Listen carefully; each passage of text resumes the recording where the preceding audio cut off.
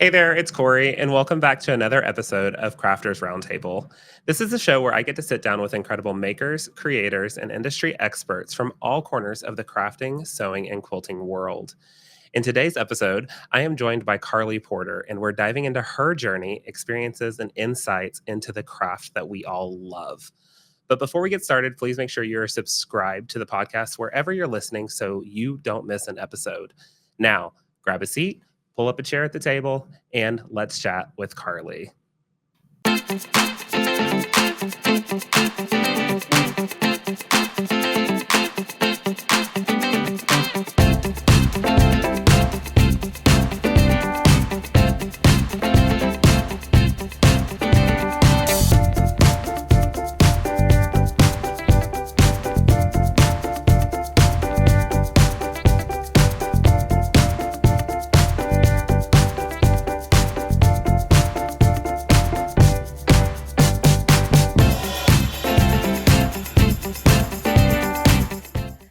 Hi, how's it going?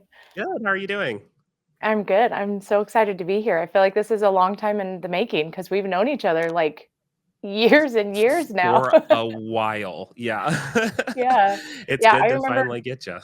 I know it's just like we've been ships in the night doing, all kinds of crazy stuff. But I was thinking about that time when we met in Houston at Quilt. Was it market or festival? I can't remember. I think it was Market. Yeah. And we went to dinner. Like, I feel like that's how we kind of ended up really meeting in Yeah. person was mutual friends. They're like, "Oh, we're going to dinner." And we went to one of those restaurants that you cook your own meat from like the circle, like That's right. So propane wait, thing. that was PIQF, wasn't it? I don't think so. I know it was Houston. I Okay. Well, think it was Houston I don't remember. 2018. Yeah. Okay. But Yeah. yeah. But nevertheless, yes, we did meet through Yeah. mutual friends. And it's been so fun to follow your journey throughout everything that you've been doing. I know you've just exploded on the internet Oh, in a very good way oh, because thank you. you're so incredible at what you do. So this is really, really cool. For those that don't know who you are, though, can you kind of give like a brief run through of who Karlee Porter is, Karlee Porter Designs, and all the fun things? Yeah. Yeah, sure. Okay, so I would say the Cliff's Notes version, right, is I started quilting in 2009, right after I got married and got a full-time job. The thing that kind of really put me on the map as a quilter and not just someone who worked in the quilting industry, because I actually just got a job building quilting machines before I actually learned how to free motion quilt. But the thing that like put me on the map was in 2012, I entered a quilting competition called Create Your Style with Swarovski Elements. And I made a quilt that has like a treble clef and piano keys on it. And it won first place in Houston, which is like crazy because I was just this like little tiny girl, nobody. And that quilt kind of like goes viral at least on Facebook every like 18 months or so. And Yeah. then when I show people like, "Oh, I made this." They're like, "Oh, that was you." So a lot of people recognize that quilt from just having seen it somewhere before they realized that I was the one who made it, which is really cool. And so that happened in 2012. And then in 2014, between 2012 and 2014, I was really kind of exploring my voice as an artist as it pertained to quilting. So I've Hmm. been an artist my entire life. Like that growing up, I was always for birthdays and Christmases getting crayons and colored pencils and sketchbooks and markers and whatever. And so when I started learning how to use a quilting machine, I just started applying all of this artistic voice, if you will, to fabric and thread instead of crayons and colored pencils and notebooks and things like that. Right. So from like 2012, after I like kind of got my badge of honor, like I had won an award as a quilter, I was really continuing to like feel out like what is my voice as an artist, not a quilter. Like I've always introduced myself as an artist who happens to use fabric and thread Hmm. instead of a quilter who makes art quilts because the art has always come first and the quilt has always been the medium. Right. And so from 2012 to 2014, I would just kind of had my nose to the grindstone of just really practicing, like really building my free motion quilting muscle memory. At this time, my husband was in college to be a computer programmer, and we lived in a little basement apartment. And I had this little, like, old sit down quilting machine that was just loaned to me from the quilting machine company. And so during the day, I would stitch out the tester designs to test the sewing machine or the quilting machines. And then I'd come home and my husband would be knee deep in homework. And I would just, all the things that were like inside of me that I wanted to quilt but couldn't during the day, I started doing at night. So I was quilting for a good 8 to 12 hours a day for probably like close to those 2 years between, or yeah, from 2012 to 2014. And Wow. then graffiti quilting came about because really people just, I would show my quilts, like I would just show what I was working on. This is one that I'm almost finished with. And I would show it to people and I would kind of get one of two reactions. So the first one would either be, "Oh my gosh, that is such a waste of thread. Oh my goodness, all that overstitching." Like all of these quilt police people that were like, "You could quilt a whole king size quilt with the amount of thread you used Hmm. on that little fat quarter. Like what? So wasteful." And then the other and bigger camp of people, luckily, were people that just kept saying, "How did you do that? How did you do that? What tell me what you did?" Like they were just trying to wrap their head around how I got this and Right. what I did to get there, right? Because quilters are so pattern oriented that we're Hmm. expecting to always be like handed this silver platter with a set of steps. Right. And so people would ask me like, "How did you do that?" And I'd be like, I don't know. I just did I it. just Like did it it. just Yep. my heart just like and my gut just told me what to do. And so finally I was like, there's really something here. This is not just me like doodling on fabric. There's more going on here, and I want to figure out how I can eloquently and helpfully answer the question, like, how did you do that? And so in 2014 I published my first ever book, Graffiti Quilting. So if you own this book, that's cool because it means you're like an OG follower of the graffiti quilting technique. So this was the first book that I published, and I debuted it in the fall of 2014, and I actually got another quilt accepted into Houston International Quilt Festival. So I was able to stand by my quilt in the show and show people like, "Oh, you like this quilting technique? This is what it is." And I started to, kind of share it in an organized way that when people said, "How did you do that?" I could say, "Well, look, this book kind of lays it out for you." Right. And it kind of really just took off like wildfire because in the summer of 2015, I had a whole international free motion quilting teaching tour booked to teach people how to do graffiti quilting. So it was amazing, and it just like took the world by storm, and especially international folks who are like so eager to really like slurp up all of this quilting Hmm. education and don't quite have access to it the way that we do in the States. And so with the help of some wonderful hosts, I was able to go to Canada and England and Ireland and Scotland. And then I also did a whole southern coastal tour of Australia to like 4 different spots in Australia, all just teaching people how to free motion quilt. And so yeah, so that's kind of like my claim to fame. The graffiti quilting is definitely my, like, on the Gordon Ramsay shows when people are like, "This is me on a plate." Yep. I'm like, "Well, Yep. this is me in a book. Like this is me conceptualizing and putting vocabulary to all about answering that question. How the heck did you do that?" Yeah. Um, so yeah, so over the next couple years I was traveling all around teaching. I did a bunch of locations statewide as well, taught at a few quilt shows as well as quilt shops as well as for quilt guilds. And really just I was still learning so much in the process by the time that I was like turning around and teaching it, which was really cool. And Yeah. so in 2017 there were like I started keeping notes of all of the times that I'd be teaching in class and someone would ask me a question And I would say, oh, that's not in the book, but I'm going to answer it. So let's talk about it. And I thought there's so many things now that are not in the book. I really should update the book. And so in 2017, I republished the book and did an updated version that is more robust, has more description in it, and really fills in so many of those gaps that I didn't even know what I didn't know Mhm. until I really spent a decent chunk of time traveling and teaching in person to all of these wonderful quilters who had all the right questions. They gave me the opportunity to keep sussing out all of the right answers to those questions, which was really cool. So, so there's kind of that timestamp, and these are kind of like now it's cool looking back at the last decade of my career and like seeing how where it's gone. And part of me is like, who'd have thunk? Like who would have thought that this like little baby 18-year-old kid, like, I don't know, it's just it's really cool to think about. And so throughout this time as well, I got married in 2009. So my husband and I are kind of like building our home and our life together.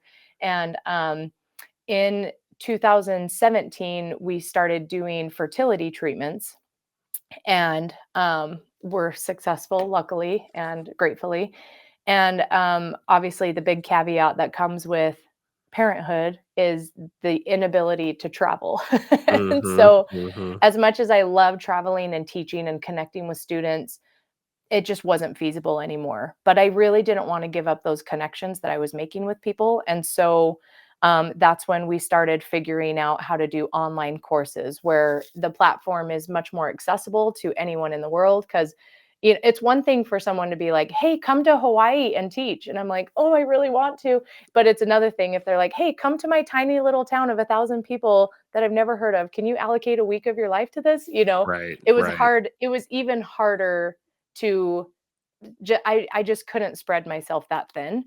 And Mhm. so the huge kind of hurdle that teaching online solved was I now became way more accessible to so many people because we all were learning and growing together from the comfort of our own home. Right. So in 2017, I started teaching regularly online classes. Um, and then COVID hit. And, I luckily just had I say luckily, but like, what they say about luck, it's when opportunity meets preparation. So really, Mhm. it was that type of luck.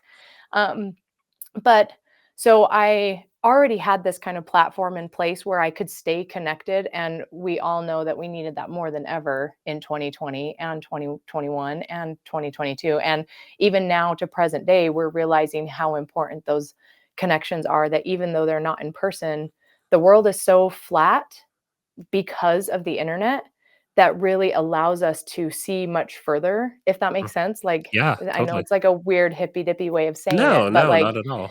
being able to really connect with people in a meaningful way that is not constrained by geographical location is just like the most amazing thing.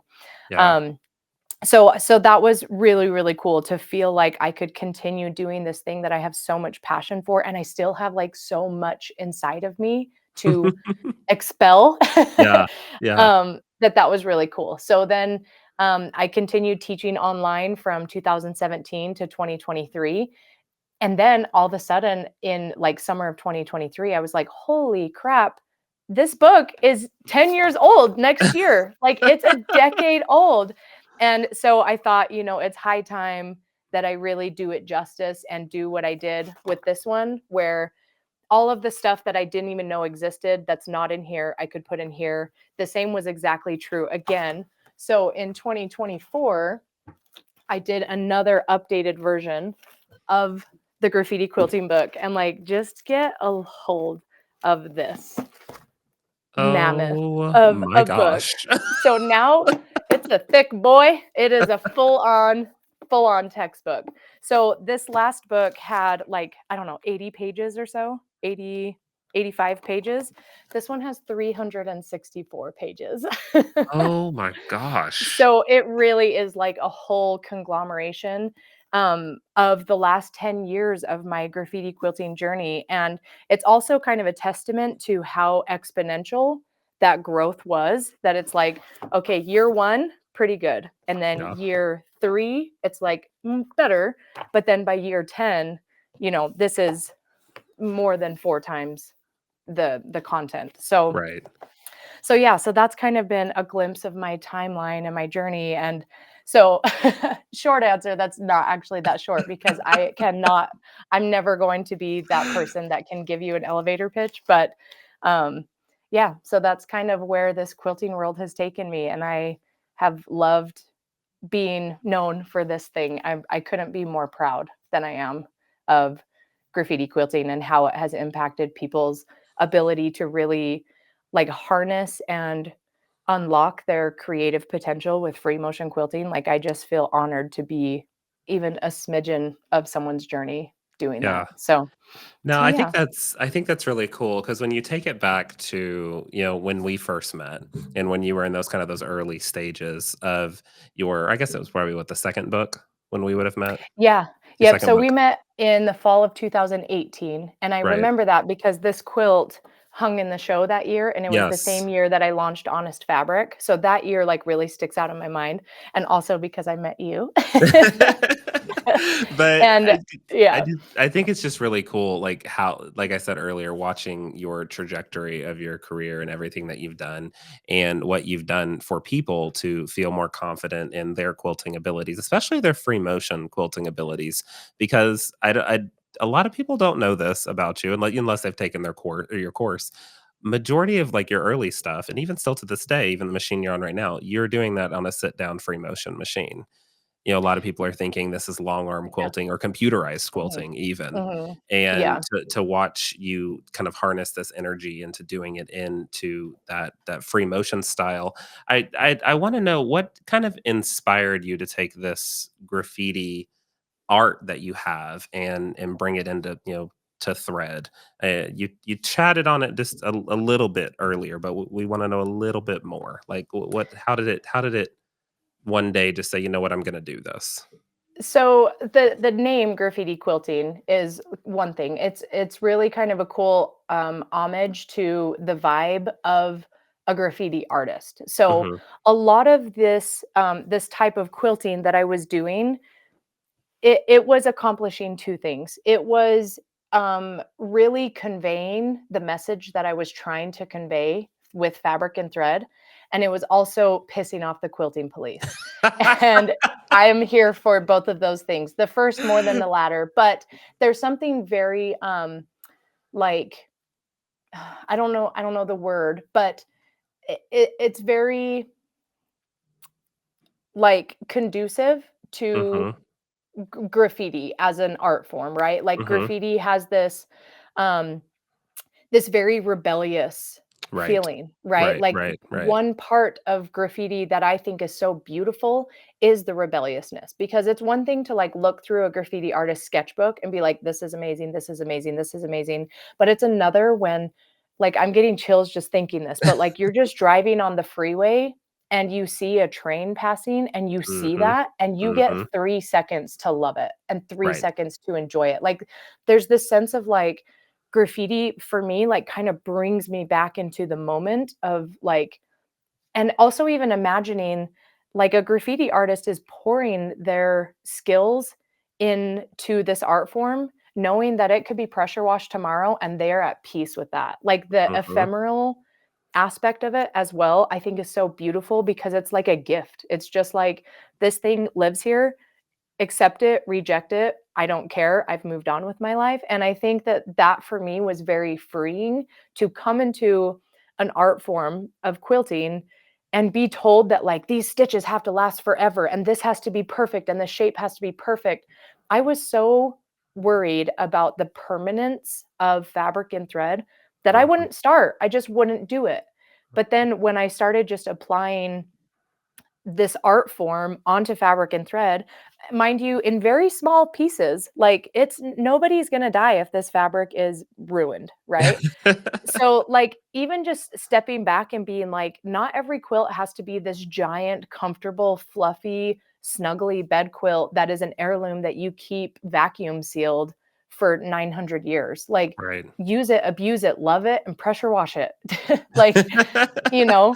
So I think the graffiti, the title or the name of graffiti quilting is an homage to those kind of like ideologies. And I Mhm. loved that. But then graffiti, I think also, if I were a graffiti artist, this is exactly what you would see on the side of a train. Like it's just so my body, my movements, the way that my brain works is that, which is also um very similar to a graffiti artist, right? Like Mhm. those movements, only one graffiti artist body can do those things.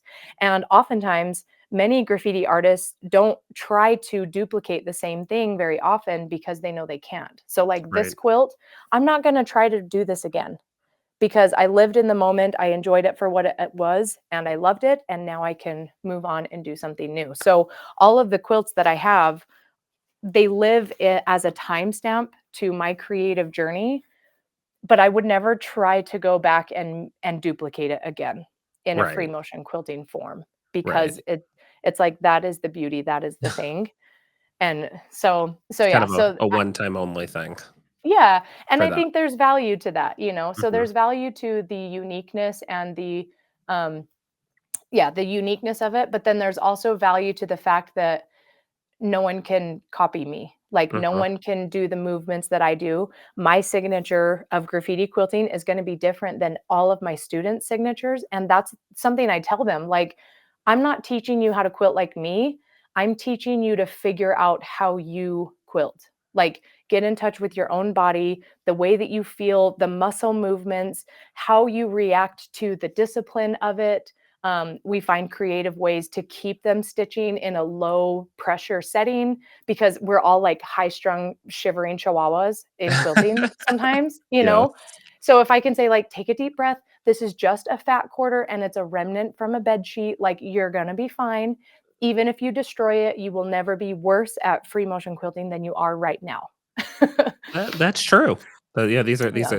you're just spitting facts today on the Yeah. podcast. One thing one thing I do wanna mention, and I don't know if I've ever told you this, when I first got started quilting, I did a little bit of freehand, long arm quilting. I've always been on a Mhm. long arm, and I've done a ton of computerized quilting. That's really what I'm known for. But I can have a lot of fun. I can be very artistic with computerized quilting because it's not just hitting a button and go, contrary to Right. popular belief. There's a lot that goes Right. into it.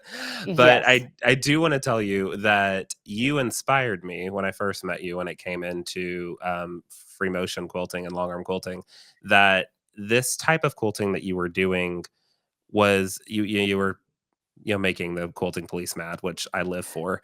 But you were breaking the barriers, and it was Mhm. so freeing to see someone just say, there's no rules, just have fun. Mhm. Just do whatever you wanna do. It's no big deal. And so, that after the day after that I met you when I was at working at the show booth still, I got on the long arm and I started putting an arrow in what I was doing. And then I put a little arch here and I put pearls in the arch. And then I built off that and I kept going and going and going and going. And it really built my love for freehand long arm quilting. So thank you. I don't Oh, know if I've ever well, thanked you for thank that. you.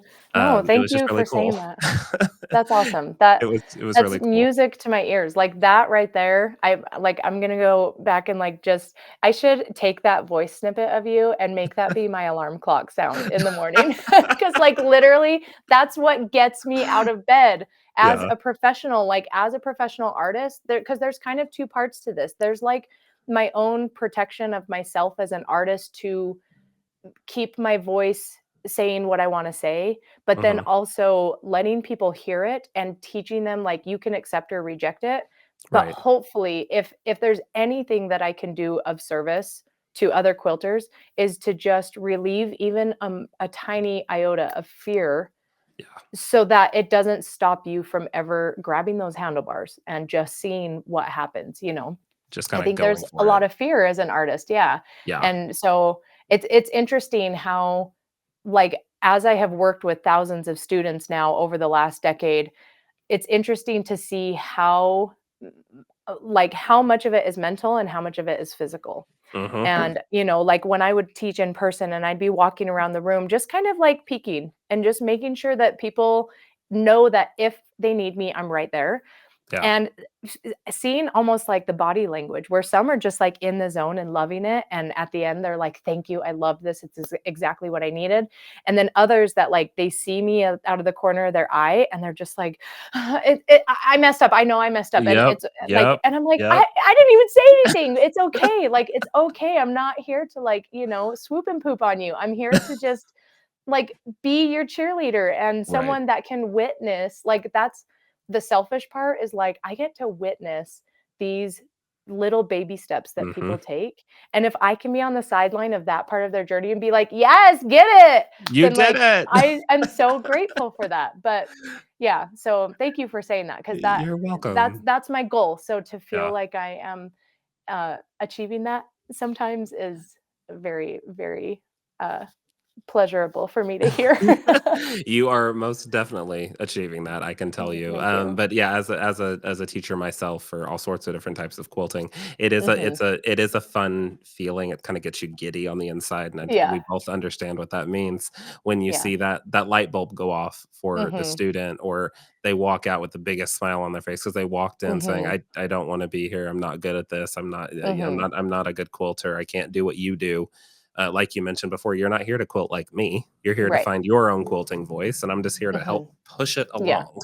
Right. Right. Hold your hand and give you a little like sidekick.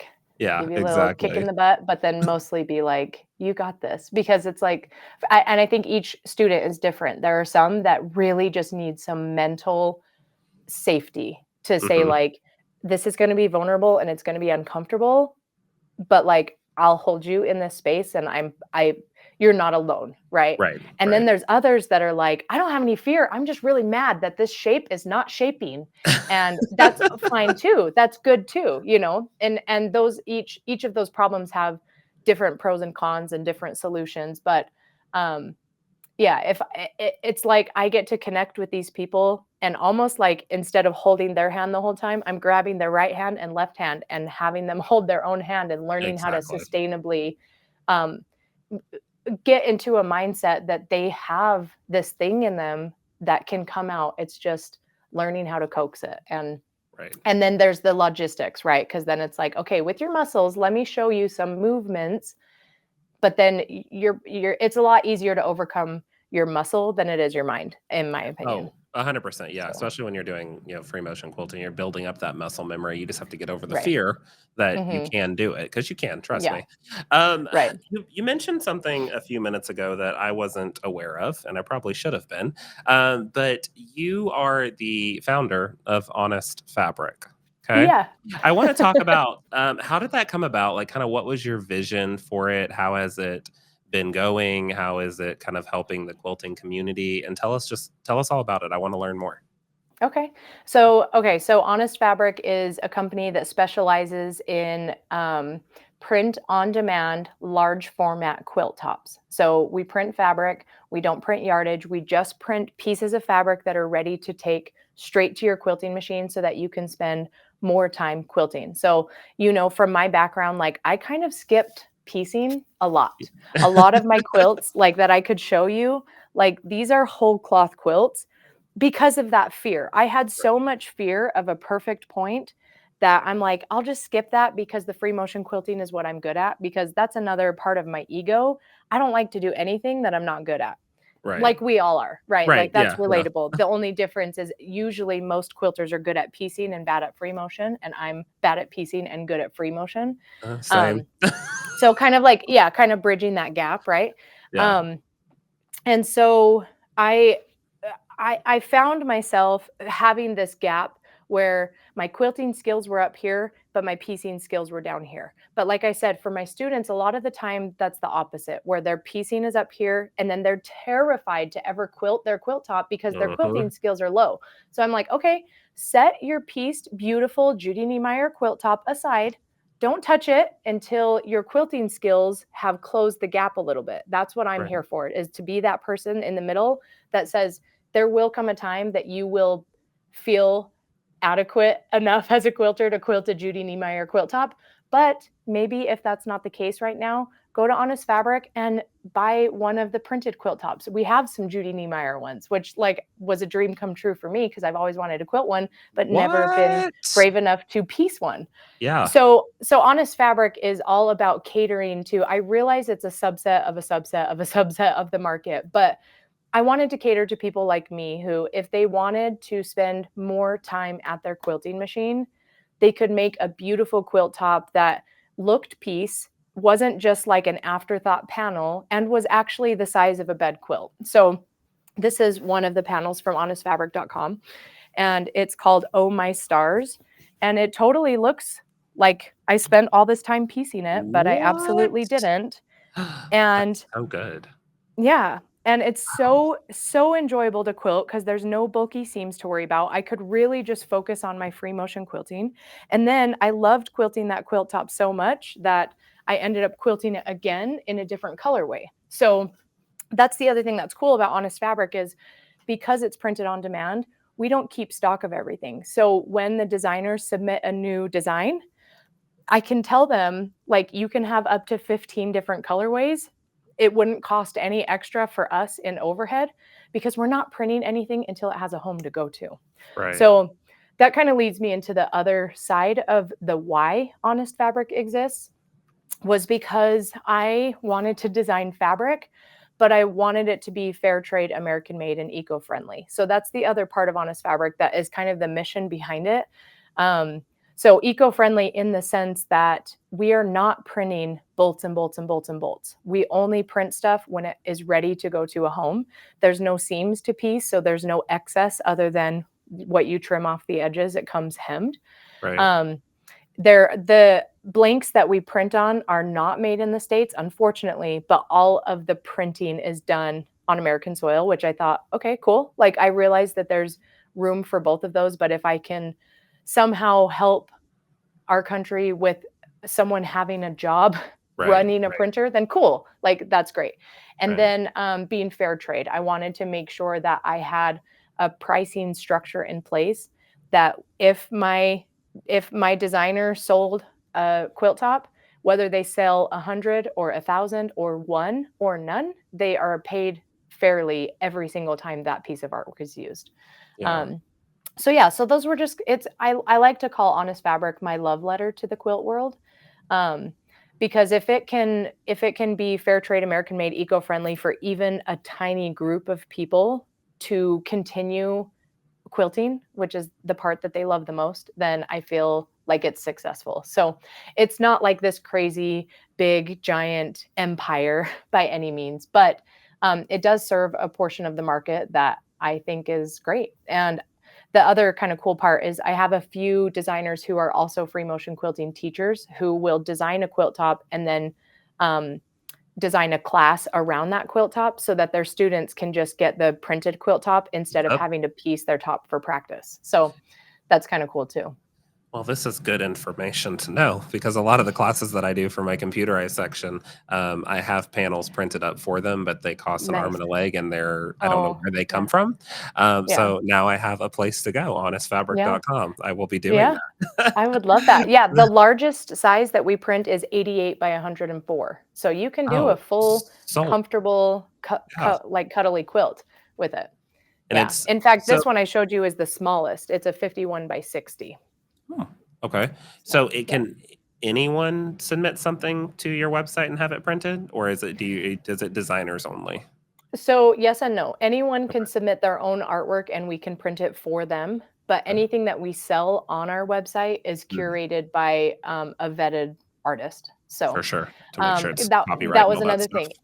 Yeah, copyright Yep. and then also quality. Like I Yeah. know that there are other print on demand fabric companies where anyone can just upload anything. And for Mhm. me personally, it was frustrating to not know what the quality of the digital design was going to be. And also, I didn't wanna, like, wade through a ton of stuff that I thought was not quality in order to find, like, those gems. So I try to curate the collections in a way that I at least have vetted the designers who know what they're doing when it comes to creating a high resolution digital design.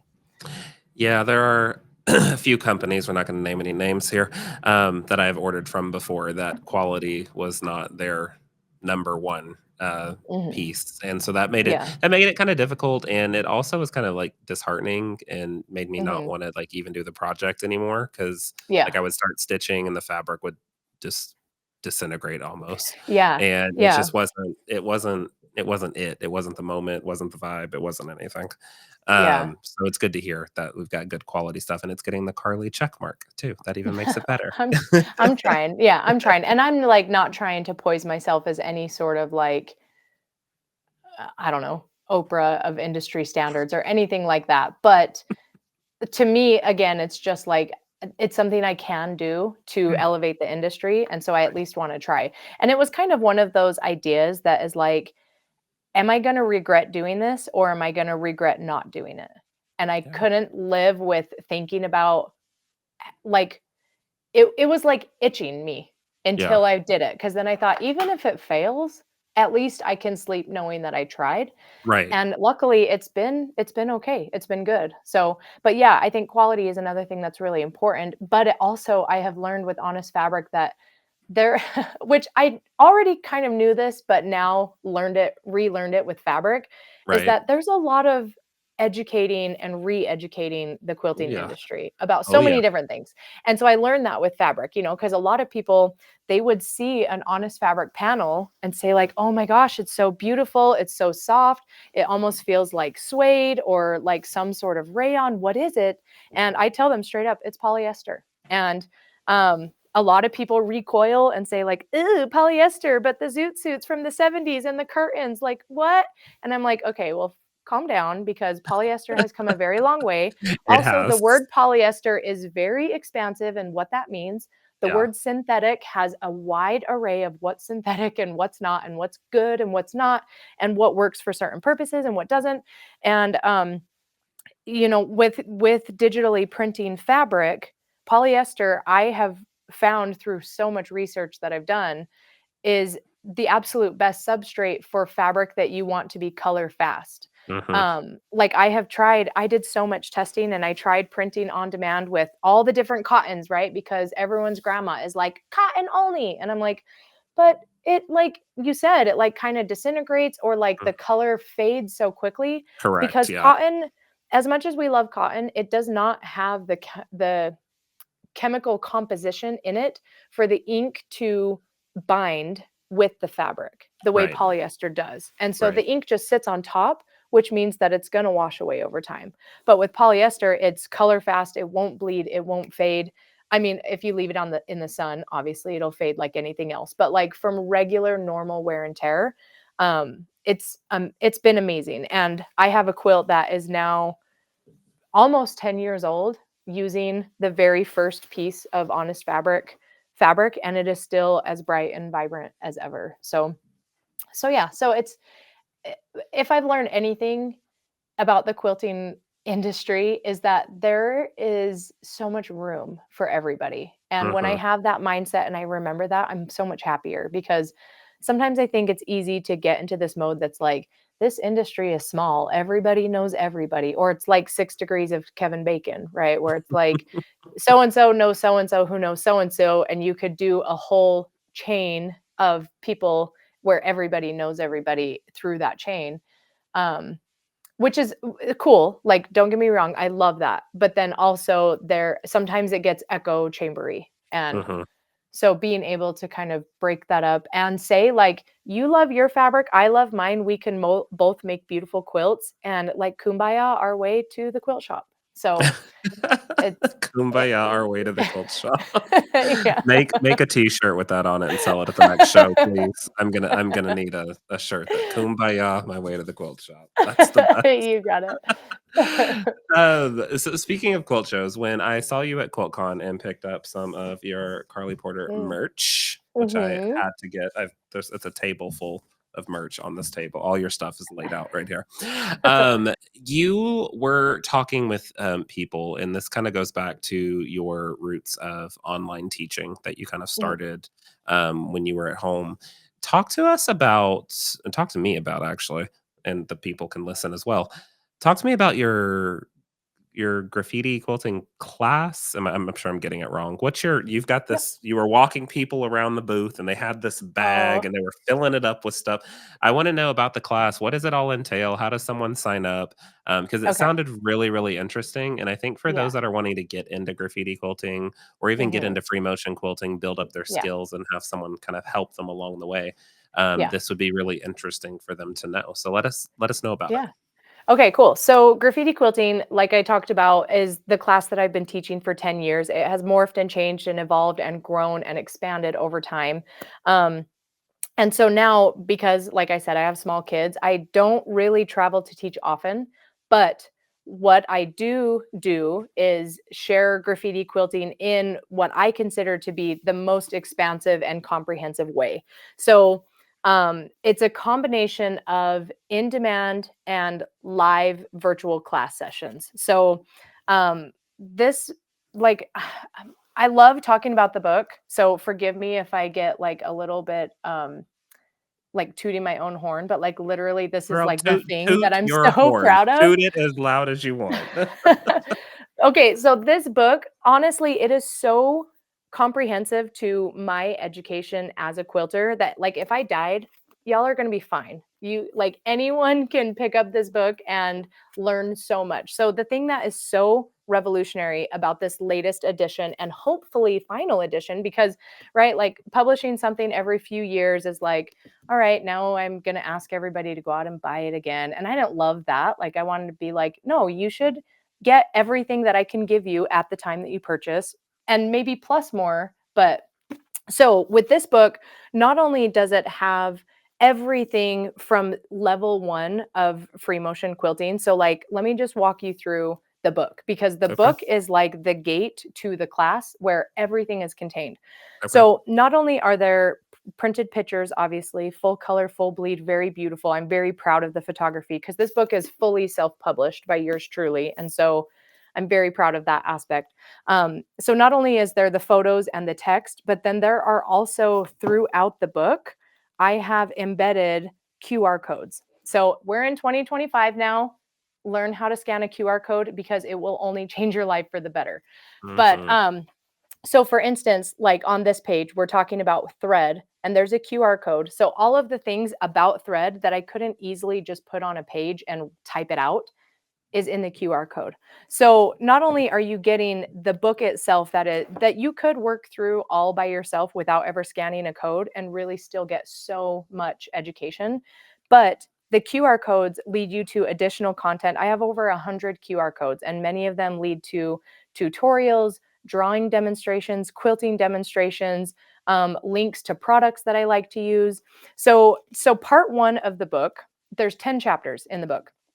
Part 1 is all about your tools and materials. So it's like, okay, I just unboxed my machine and it allows me to free motion quilt. What next? So I talk about tools and materials, um, different types of machines, whether you're on a stand up long arm or a sit down quilting machine, or even a domestic machine that allows you to free motion quilt. I do demonstrations on all the machine types or machine orientations, not like all the brands, right? Um, I couldn't do that. But so the whole first chapter is all about tools and materials, trying out different things. So we talk about silk and satin, fleece and plush, leather and cork, and what those differences are, digitally printed fabric, metallic fabrics, things like this, to really encourage people to not be afraid of anything besides quilting cotton, right? Which is also beautiful, obviously, but there's sometimes just like that fabric on sale that you just need to quilt Oh, just to look at see what that. it feels like, right? Oh, yeah, yeah. So so it's almost like part 1 is just like me formally giving people permission to try something new. So then in part 2, I will die on the hill of making sure that all of my students understand tension. So I was raised by a mother who was raised by a mother who was raised by a mother who said, never touch your bobbin case or your machine is going to explode, right? Mhm. I am breaking that cycle here. So, teaching my students how to understand how to adjust their tension is so valuable because you really can't move on in your free motion quilting journey if you're constantly fighting with your machine or fighting with tension, or you work so hard to build these beautiful shapes and then the thread comes loose because your tension is garbage, right? Right. So we go through that. So it's very entry level, but super robust. So by the time you're done with chapter 2, you have a really good understanding of what the heck is even happening. I mean, it's still kind of magical to me how the hook works, but you at least know how to adjust for all the different thread types, right? Yeah. So we talk about basting your quill, all the different ways you can baste.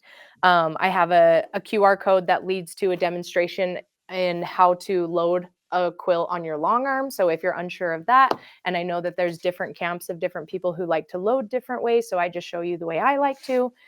And then part 3, we talk about the design elements that apply to any of the design motifs in graffiti quilting. So this would be things like layers, high contrast, right? Like things that are more abstract in the art world, but then Yeah. you can apply those principles to the various motifs.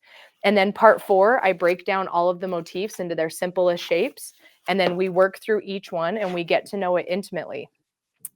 So like a circle, right? So there's the main circle and then different ways to quilt circles. And every single one of these pages has a QR code that leads you to a video on how to draw it. And I plan to continue expanding the curriculum where those same QR codes will then also have a video on how to quilt it on a sit down, how to quilt it on a stand up. So you pay for the class, you register for the class once, and you have lifetime access to all of these things. Even when I add to the online content, as long as you have your book, you get to have all of that. I'm not going to like nickel and dime people and be like, send me $20 for this new tutorial. It's like, no, just go scan the QR code from the book that you got 2 years ago and it'll be right there. You're welcome. Right. So then part 5, we start talking about how to really get designs to work together. So this is almost like a glossary of design combinations. And it is very comprehensive, but even still not exhaustive because there are so many different combinations that you can do with different motifs, right? Right. And then part 6, we talk about basically going through a composition together. So I have essentially these are step outs of the project, but then the QR code for this section leads you to 2 videos. One is the actual tutorial of what this section is about, and then the other one is just like ASMR of me finishing the quilt on my machine. So you really get to kind of explore both the like lecture side as well as the more like Zen, just like absorption side. Right. So then part 7 is similar, but a little different. It covers kind of a different aspect of building your composition. And then part 8, I talk about kind of how to plan your quilt just enough to get started, but not plan it so much that you get scared and then you run away. Um, so there's a bunch of different like concepts and techniques that you can use to get your quilt started, but you still get to enjoy the journey of free motion quilting because with all of these quilts, I did not plan out every single little motif. I just quilted one and then moved on with my life and quilted another and then moved on and quilted another and moved on and quilted another and moved on and quilted another. So I could just live in my little happy 2.5-inch square and then take a deep breath and then decide what the next step is. So that for me was very freeing. And it's nice to show my students how to do that same thing. And then chapter 9 is basically a super comprehensive, like, all right, you need some exercises to build your muscle memory. So part 9 is 30 different free motion fillers that are just like, okay, I love this fill. I need to get my hands on my machine. So I'm going to load a quilt top and just do this all over. And every Right. QR code includes a drawing demonstration, quilting it on a sit down, and quilting it on a stand up. And then chapter 10 is this amazing trunk show of my body of work over the last decade of graffiti quilting. So I'm so proud of it. It's like my little 4th baby. I mean, let me pick my jaw up off the table. I wow, I need to take that class. I just want to get I like the design inspiration. I think I Mhm, should, the design alone, like you said, if you never even turn on or scan a QR code and open the video, and you're just mhm. flipping through the book, just having that kind of that Right, glossary of right, ideas and mhm, inspiration can right. really take your quilting to the next level alone. but then you throw in all of Right. that extra content that you've got and then adding in Mhm. more content as time goes on. That's a heck of a deal. I don't even know what the Yeah. price is, but it's a heck of a deal. So, well, and like you were saying, the thing that I think is so cool about it is it really allows the curriculum to meet the student where they are. Like, Right, you are very skilled in computerized quilting. You are right, also very skilled in like the logistics of tension and understanding different thread types and fabric types. But maybe there is one specific motif that you're like, I want to incorporate this, but I'm struggling. Then right, you can let that meet you where you are and work just from that page and then integrate it into your overall concepts of free motion quilting. Like, you don't have to be graffiti quilting every quilt top to right, glean the information from the graffiti quilting technique because it's really a journey and a process, not an end result. I right. don't even know what the end result is going to look like until I'm done. Like, I don't have Fair. patterns that are like, here you go, this is what it's going to look like, unless you're doing a digital design, obviously. But Right, um, so with the class, even though it is virtual and I don't get to like actually hug my students and like look them in the eyes, I wanted their experience with my online course to be comprehensive, good value, and also still have a personal feel. So when you sign up for the course, you not only get a copy of the book, you can either choose between a hardcover or a soft cover. And it's kind of 50-50 on what people like. So I decided to just offer both. okay. But then you also get this goodie bag full of fun personal stuff. So you get a The copy of the goodie bag was everything. People were yeah, going crazy at yes, QuiltCon with the goodie bag. yes. Well, and it was so fun too because people like would come to my booth and be like, "I've never heard of you. What's going on?" And I'd give them a little spiel, and then I'd be like, "And if you sign up, you get to go on a shopping spree through my booth and pick out all of these things." And it was kind of cool to make my first impression with them something really exciting, so that when they go home and they are in the comfort of their own studio, they kind of have a little piece of me with them. Right, right, Um, so you get a copy of the coloring book, which is just an awesome additional resource that you can use with graffiti quilting. And then you get a custom printed quilt top from Honest Fabric. This is like a mini quilt sampler. So it has, Ooh, these are actually my digital designs that I've digitized of graffiti quilting. So people can either cut these out and quilt over them, or they can put them on a light box and trace them and use them as a pattern. Um, they can hand quilt them. It's pretty kind of open ended to what they want to do. wow. But this also gives them an opportunity to try Honest fabric and see how they like it. And then you also get a mini quilt from Honest Fabric that we talk about in class, various ways that you can use that. So that's kind of fun. And then I just designed these this year, the machine decals, the stickers, because so many people saw like the tattoos that I put on my machines. And they're like, I want you to tattoo my machine. And I'm like, I cannot, I just can't. Like, I can't. But what I Yeah, can do is make these gorgeous vinyl stickers that are like textural I and you can know. slap I that on love your machine. mine. I love mine Yes, so that's one of my much. favorites. Yeah. So, So I can't they wait to put they it go on my on just mission. like decals. Yeah. Yeah. So you get a couple of those. You get a small one, you get a medium one, and then you also get iron-on transfers for fabric. So these are other graffiti designs that I've done. Oh, you could put those on T-shirts Yeah, yep. So I have a if they sweater that I wanted put to, one yeah. right in the middle. In fact, these palazzo pants that I made, I Yeah. put an iron on these. Ah, look at it! Yeah, isn't Oh, that that's so cute? cool. Yeah. So So fancy. yeah. So kind of fun. And then you also get a pack of graffiti quilting postcards. So these are nice photographs of quilts that are from my portfolio in the book. You can use them as references, or you can write little love notes to your quilty friends. Side note, just letting you know and everyone else knowing, this is a good weight of a postcard, folks. Just letting you know, this is great for paper piecing. It's a Oh, great okay. fold line postcard. These are good weight. Just throwing that out there if you want to educate anybody else. I love to do paper piecing, and it's a good weight to fold the paper over when you're doing it. Oh, So nice. kudos to Thank you. you. Thank you so much. So then you get one of these gorgeous enamel pins. So I designed this for the 10-year anniversary of graffiti quilting. So everybody gets one of these. And then I went like a little bit cuckoo bananas and designed 12 or 13 more enamel pins that are like quilty themed, or a couple are tongue in cheek. Check my website because a couple have swear words on them that I'm not going to say here, but they're very cute.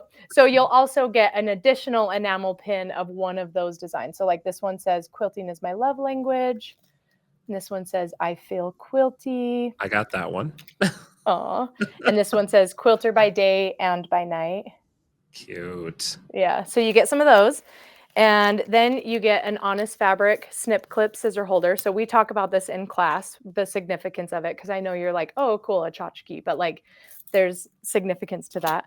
And then some of my famous homemade caramels. So also a part of my story that I talk about in class. I don't sell these. The only way you can get them is by being my student in my class. So yeah. And then of course this cute little tote bag that it all comes in.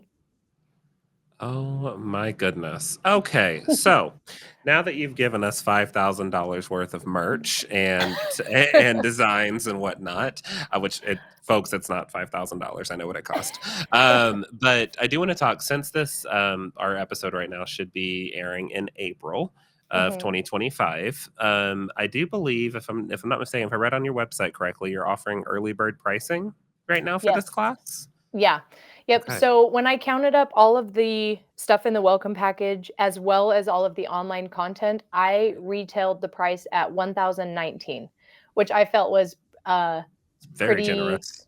generous. Yeah, I Yeah. wanted to be. Like I know Yeah. that over $1,000 sounds like a lot, but I also wanted to like show like no, this is worth a substantial amount, but even Right. still, it didn't include any of the stuff that I will continually add in the future that people who pay even the full price would also get access to. Right. Um, but every year when I build my new cohort of students, I always do early bird pricing. So you're always benefiting if you sign up sooner rather than later, because then that way I can just prepare for the class, get the welcome packages shipped out, all the inventory type stuff, right? Right. So the early bird pricing is 549, so almost half off the retail price of the class, and that Holy price will smokes. last until the end of April, and then from April to June it will go to 599, and then if Mhm. you sign up in July it goes to 699. So it's even still like I wanted to show like this is what it's worth, but also this is what I feel like is fair to That's still give people the. really good. Like, Well, thank really, you. really good. Especially, I mean, to Thanks. get that textbook that's about that's a phone book. You can knock I somebody out with know. that thing. Yeah, it's To like a get newborn that baby. and to get the continuous videos that will keep going. Like you said, you don't want to Right, nickel and dime somebody. right. And then you get all the swag as well. I mean, Mhm. that's a steal. Yeah, That's thank you. so Thanks. does a student like if someone wanted to wait past July, I think is what you said the last date was, can they sign up Yeah. anytime throughout the year or is it a Yeah. one-time year thing?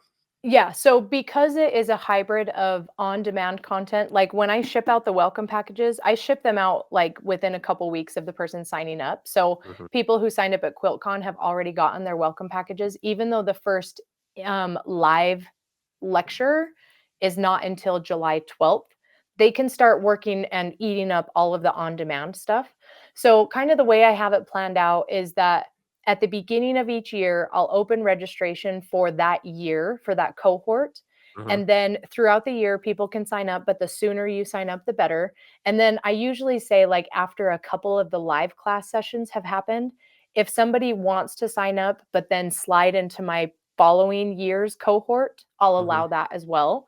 Okay. Um, but there are some people that are like, "Oh, it's August and I just found out about you. I don't care that I already missed a live session. I want to do it now. So can I just slide into this year?" And I let that happen as well. So I'm very flexible about it because I want it to be um, like I realize that people's educational free motion quilting journey is not linear and it's not like set. It doesn't have a set time. Some people will just eat it up because they have 9 hours in the day to devote to it. Other Right. people are like, oh, I got through one section this year. And I want Right. that to be okay. So I want people to know that they can like reduce their stress level because I don't work well in classes that I am going to get like access locked out after a certain Mhm, amount of time, I'm just like, mhm. well, I guess I just spent that money. Like, I don't have a good enough discipline. So I don't expect my students to have such tight, rigorous discipline that I'm like, you better watch this video because it's gonna get deleted. Like, I It's don't gonna be want a to be that pop kind of quiz. teacher. Yeah. Yeah, like, I wanna be a slow burn. I'm not a wham bam, thank you, ma'am. I'm more like, "Oh, you're picking up quilting again this year? Okay, how can I help?" Right? Right, right. And so that's that to me, that feels like the most like, that keeps my integrity the highest as a Mhm, teacher, mhm, especially because I realize that even at the generous price point of 5.49, that's still a lot of money. Like, mhm. in Oh, no comparison, it question. is a Yeah, a higher priced class, right? Because there's, right, like, all these, craftsy style classes that are like $99, and I'm like, I don't want I want to produce and give the content in its complete form. And that's right, also why I don't allow people to like just buy the book and not do the class because one, the class is already built into the book with the QR codes, but also I didn't feel like just having the book would really say everything that I wanted to say with graffiti quilting. So that's kind of my way of maintaining the the robustness of the course is making sure that if something doesn't make sense on the page, scan the QR code. And then mhm. if it still doesn't make sense, I got you and I will explain it a million times until it does. But those resources are there for the taking. So I Fantastic. wanted to be collaborative with my students and I want to give them as much as I absolutely can.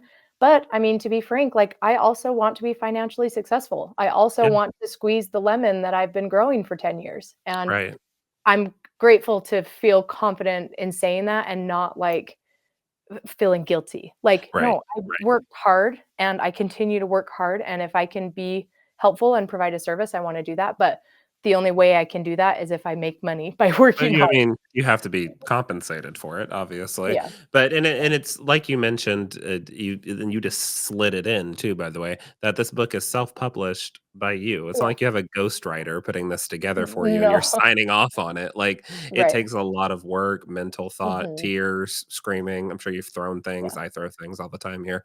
Like, it happens because you have to get through that creative process and you are Right. giving it Mhm. everything you have Yeah. to make it Yeah. happen. So Yeah. I think that's really cool. Well, I've got Thank you. one more question. Oh, wait, forgot to Okay. say. The link for your class until it expires will be in the description below, everyone. So make sure you scroll down, click that link, and go sign up for this class. I'm about to go do it myself. I think it's really, really cool, and I think you should too. So that caveat is there, or that little tidbit is there. One thing that I have left for you is what, if any, this has been 10 years. What, if any, future endeavors do you have kind of in the works? We're nosy here at the table. When you take a seat here at the table with me, we like to get in the business here. Are there any cool future endeavors that you're looking out for? I know you and I have a few cool things that we're thinking about doing, but Mhm. is there anything else that you'd like to chat about? Um, I get like kind of it's funny to like call myself verbally gun shy because I'm usually not about anything. But when it comes to like over promising and under Hmm. delivering, I Hmm. can't handle the weight of that like crushing me if I don't execute the thing that I spoke into existence publicly. Right, Um, right. I do have some like I feel like in my business there have been kind of these like bouncing balloons that Hmm. some I have been like I want to do this but not right now. I definitely don't want to do this unless X, Y, and Z changes. I definitely want to do this, so I'm going to prioritize it. And so I kind of have this like mental running list in my head Okay. um, that is not uh, objective enough to even be able to verbalize. Like, we all have like kind of our bucket list things. Like, Right. I would love to have the notch in my belt of designing fabric, but Yeah. that's something that I'm like, it doesn't fit into the parameters that I feel good about for me Hmm. to do it, Hmm. So it's like, so there's things like that that I'm like, I would love to do this if this all changed. Um, so it's more like the vibe that I'm hoping for. And I feel Okay. like now having 10 years under my belt of being like a legit business person, like not just like a hobbyist who's like funding my side piece, but like actually supporting my family with. Um, I have learned how to do things and how not to do things, right? And I think Mhm. the main thing that comes to my mind is like sustainability. So it's like every decision that I try to make in my business, I ask myself two things. If I were to make all of my decisions this way, would it be sustainable? Or if everybody made decisions this way, would it be sustainable? Right. And that for me kind of drives my decision making processes quite a bit. Like I think to myself, okay, like if everybody designed a line of fabric, would that be sustainable? No. No. Right. And so like that's something that like holds me back because it's like I would love to do that, but like are the circumstances like optimal, you know? Right, So I right. think it's more of like a vibe of like what can I do today that 2026 Karlee is going to be like, yes, you did it. And I'm like starting to feel the fruits of that labor specifically with doing the updated book. Like I could have just let this book live in existence for forever and it probably would have been fine and great. But I'm now thinking like, holy crap, this thing exists because 2024 I worked my ass off. I don't know if I'm allowed to swear or not. So, but I guess spelling it's not that much different. So it's like things like that that like I look back on the things that I can now discern in my career that I'm Right. like, dang, that was a good business decision. And Yeah, so then it's like, how can I emulate that again in the future? So I guess like the nosiness is fine.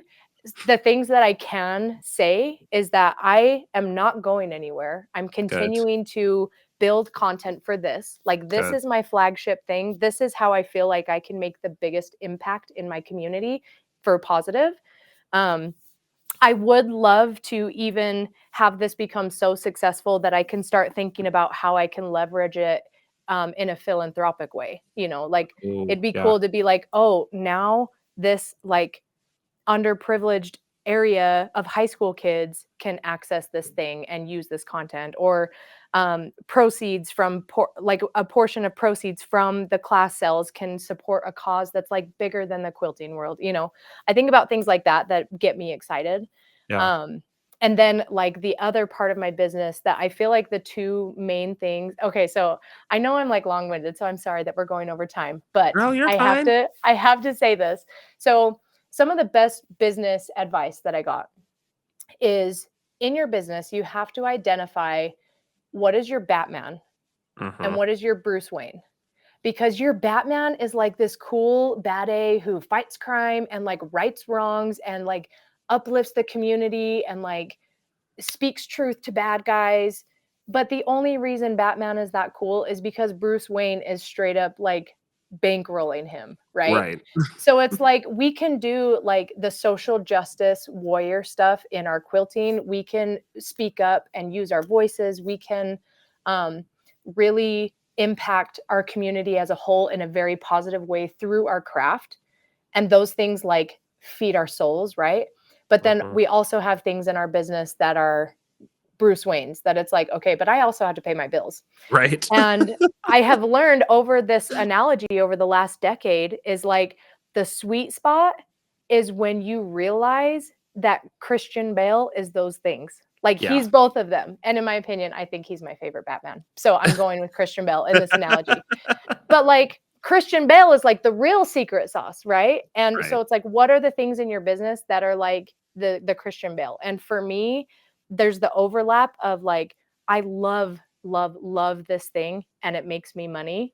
Mhm. And for me, that's teaching free motion quilting and then also computerized quilting designs. That's Mhm. another big part of my business that I don't talk about as much publicly because it's like, if you know, you know. Like I think a Yeah. lot of people when they are in computerized quilting, they kind of figure out who they like to buy designs from, and it's just kind of like this underground support system. I don't know. The secret Um, society. yeah, you know, and so, but like digital designs is like absolutely the Bruce Wayne that allows me to really look bigger and say, like, how can I leverage this thing? Because it does have a great margin and Mhm. it does sell well and it is very easy because I don't have to ship anything. And also, I'm really stinking good at it. How can that become like a bigger thing? So, like, for instance, a really cool experience that I had just in February. There is a pattern designer whose child was recently diagnosed with cancer. And it was so cool to have the experience where I could say, like, all I have to do is discount a design and tell people about it, and I can pledge all of that easy money to this good cause. Hmm. And we partnered together and did that. And it's all of a sudden I'm like, all right, here's $400. Like, Right. I'm sending my thoughts and prayers, but like also you got bills to pay. And Right. if I can Right. support you in that way, how cool is that? So that's kind of just a cool example that I had recently of, like, I love making digital designs. I love, there's like such a great honor when someone quilts a quilt and they choose one of my designs, because there's a billion that you could pick. So anytime someone chooses mine, like, it's not lost on me that that's like an honor to be a little part of that quilt's journey. Um, but then also doing that in a sustainable way where I can say, like, I can still sell that design for years to come. The least I can do is like pledge a month's worth of donation or of sales of that design to a good cause. And like, I don't know, it's cool. Like, it's like creative alchemy that I think is Yeah. just so cool. So when it comes to future plans, that's kind of what really drives me is I can't I'm very bad at planning out like even a few months at a time, Fair. but I I feel do ya. know like what my boundaries are so Yeah. that when a situation or an opportunity arises, I have thought very deeply through those things. Like, I know what I would say if someone approached me for a fabric line. I know what I would say when someone asks me to travel and teach. I know what I would say if I want to have a booth at a show, you know? So it's like, it almost doesn't even matter what the actual tangible things are that are in my future.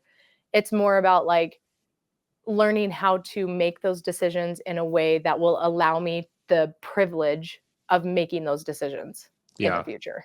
No, So, yeah, I can understand that, I can see it.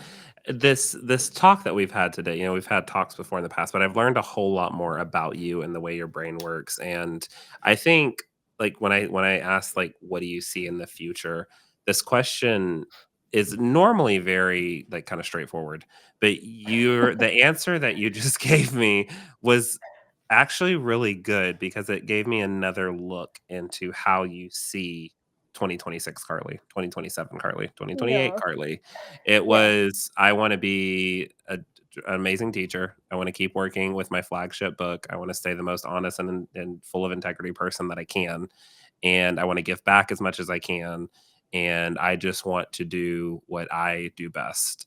And Mhm. that was the best answer that you could have given me. Honestly, it was because, Oh, no, thanks. seriously, it was because you took us through that on, like, a little bit of a journey through how you think, and you've done that, this whole podcast. And it was, I don't Thank even know why you. I'm about to start crying. I shouldn't, but, like, it was truly incredible, like, just sitting here and just chatting. I could sit here and chat with you all day long. Like, Oh my it's gosh, really likewise. cool.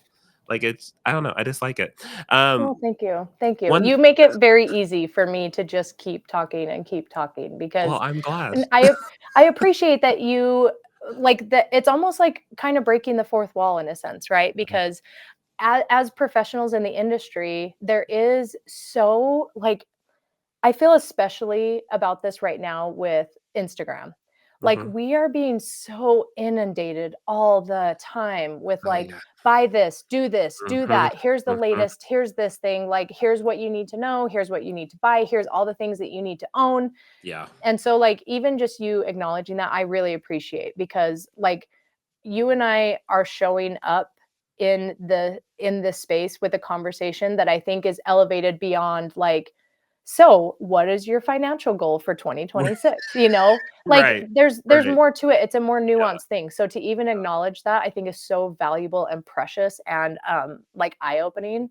yeah, And I appreciate that. Like I appreciate. And even when you sent me the questions to kind of think about, right. I thought to myself, like, these are really it's really refreshing to be, Mhm. like, not just trying to, like, constantly pimp ourselves out, you know, or Yeah, constantly no, that peddle the thing and yeah, give a chance to get to know people that are, like, humans. Like, I'm a right, human, and I don't right, know everything. I don't right. know like, I don't know what 2026 looks like. Who like, how can anyone plan that far ahead? I'm so That's like so you Yeah, know?